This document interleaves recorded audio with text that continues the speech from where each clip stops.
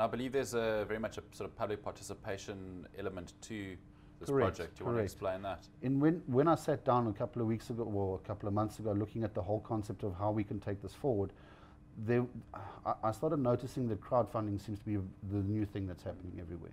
But we couldn't go out on the concept of crowdfunding and say, right, we've got 3 months in which to generate X amount of money to hopefully get this project off the ground. So we sort of internally crowdfunded it. We looked at the sale of honey that's produced by the bee, and then went, okay, if we have government participation from the public, we would then supply them with 2.5 kilos of honey at 200 Rand. That allows us to pay for the hives to be put into the field, to pay for the 11 staff that are already on the one site, and then to grow the whole concept to the extent that we then have 1,000 hives. Should we exceed 1,000 hives, great, but we actually are really trying to end up with 1,000 hives.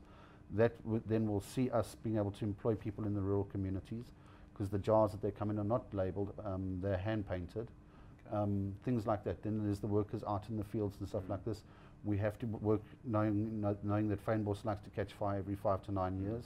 So it's site clearing, fire breaks, there's a lot of employment that we're doing with this.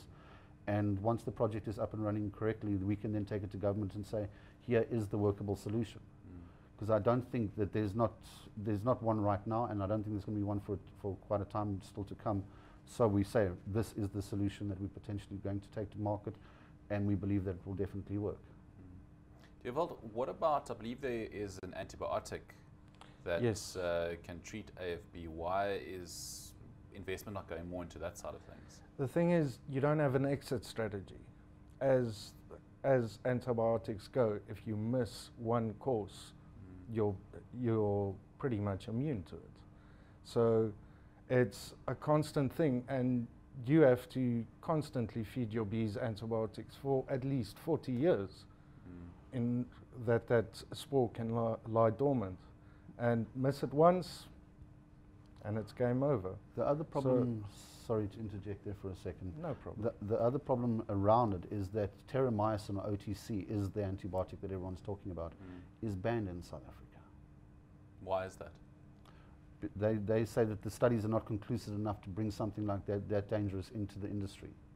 So Mike Alsop from the Agricultural Research Council and Rian van Zyl are now doing trials on it to see if this could potentially work.